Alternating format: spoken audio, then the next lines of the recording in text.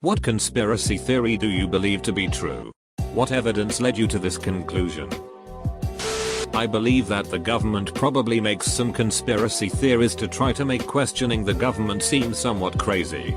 There is a conspiracy theory about the flat earth movement being just that. I wrote a complaint online about my pizza place about them cancelling my order without telling me. And the next order I got from them was ducked up. The pizza was way undercooked. And not cut. And they didn't include the ranch that I always get with it.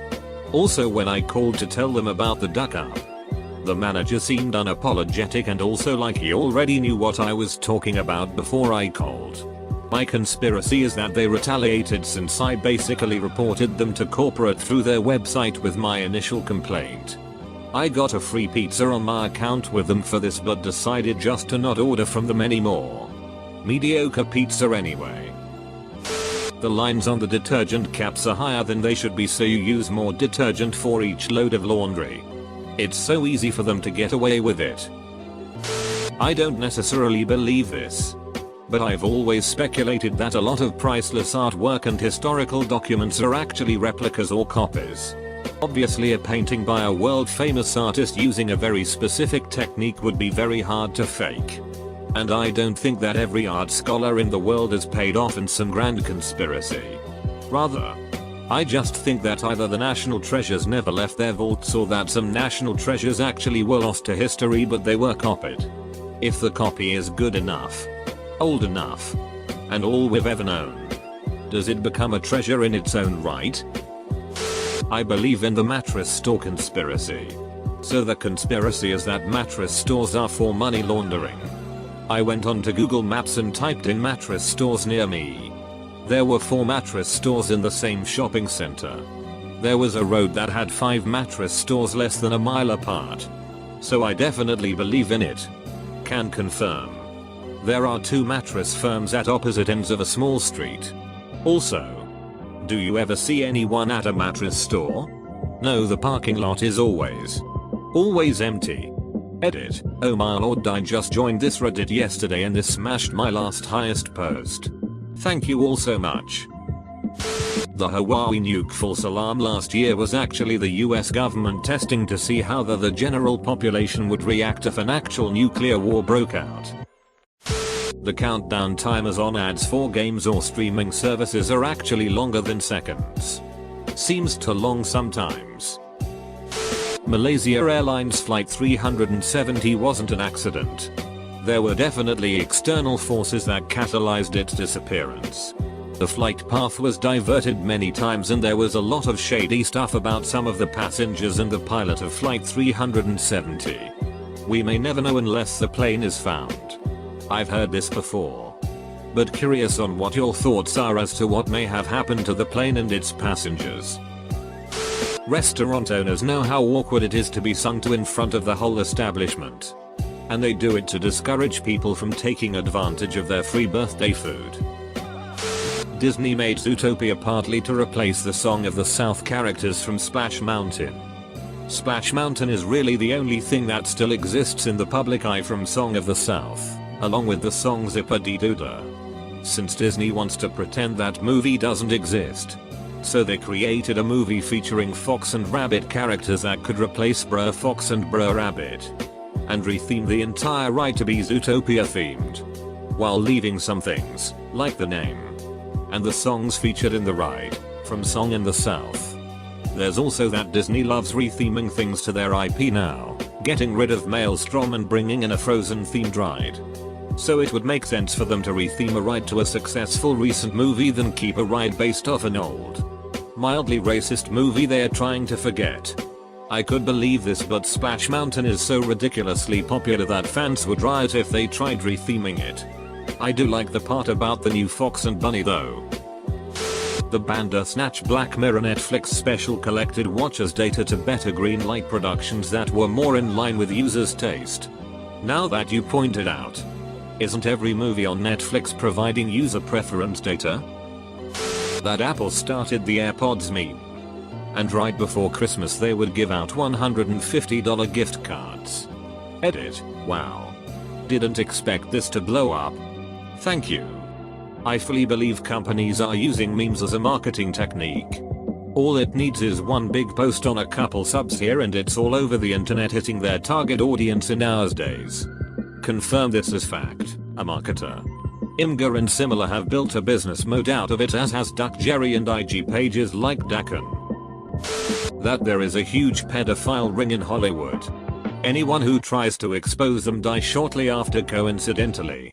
Edit. Thanks for the silvers. All the UFO sightings throughout history are just humans from the future on a time-traveling safari meant to observe how we were in the past. They are supposed to keep out of sight. But thanks to human mechanical errors there have been hiccups with their cloaking which have resulted in being seen. That's why there have always been so many reports of them throughout history. But there has never been an attack. It's just us. Also the reason why we don't see many examples of UFOs now, even through pretty much everyone has a camera, is because people are not that interested in this time period, since we already document aspects of human life all the time. 23andMe is run by the government to collect your DNA and database it for later. Doesn't even matter if it's government owned. Many already just give the government access to their records. Perfectly legal to do so, because part of the agreement you sign to have yourself tested is that they are free to do whatever they want with your DNA data. If your DNA leads them to a cure of a disease, they reserve all rights. If they want to share with the government, they reserve all rights. The news report about beards containing more bacteria than a dog that just licked his own asshole. Beards are messing with facial recognition software. The man wants beards to not be trendy anymore. That article was also based on a sample size of 18 and lacked practically every kind of scientific rigor. Michael Jordan's father was murdered in retribution for Jordan not paying off massive gambling debt. Jordan didn't retire and then come back. He was suspended for gambling. In the mid-90s, Michael Jordan was an industry. The truth about his gambling habits may have cost a lot of people a lot of money. So the cover story was presented. Edit. I admit the part about his father's murder is a bit of a stretch. But this is a thread about conspiracy theories after all. As for the suspension, I stand by that 100%. I heard radio coordinates commercials breaks to all take place simultaneously, so you're forced to listen to ads even you change the station. They're practically a monopoly in my area and I notice it happens to me all the time. I keep ink pens from every year dating back to 2008 in my desk so that if I need to forge and backdate an important document I can sign it with ink that matches the year I'm backdating. Yes, feds do check ink in fraud investigations, not really a conspiracy but might answer a few questions. You don't need one of each year. Just use a pen from 2008 and it could feasibly have been used any date after that. You've just ruined their life. I have a theory that Tinder gives fake "you got a new match" notification so people get excited and opens Tinder, which leads them to swipe more. Source: myself. That's not a theory, that just straight up happens, dog. That Disney made a movie named Frozen so that when people Google things like Frozen and Disney together, info about the movie comes up instead of stories about Walt Disney's frozen head. If Walt's head had been frozen, what reason would they have to hide it? I just think they don't like the story. Not sure I actually believe they froze the guy's head, but I think they don't really want their fans to hear the stories as much. Area 51 is not a place for secret government military testing with aliens and stuff.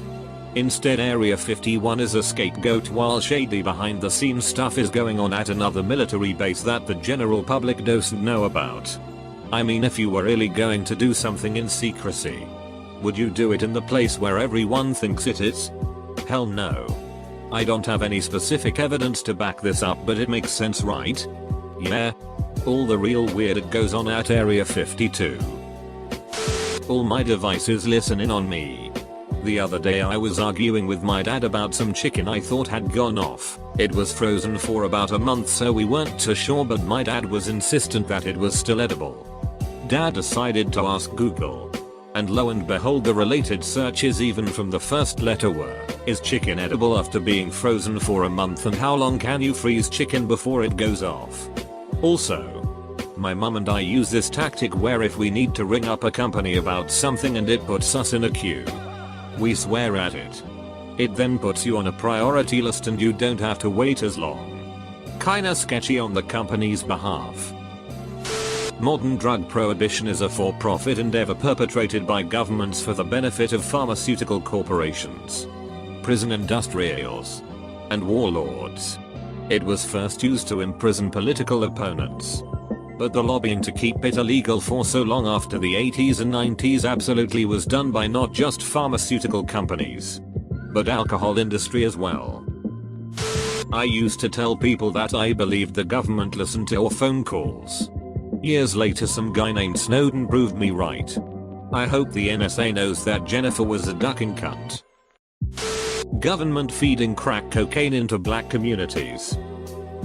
When Ted Kaczynski, the Unabomber, was at Harvard, he participated in a brutal psychological experiment led by Professor Henry Murray. The experiment lasted for 3 years and by many accounts they seemed to have an extreme impact on Kaczynski's psyche.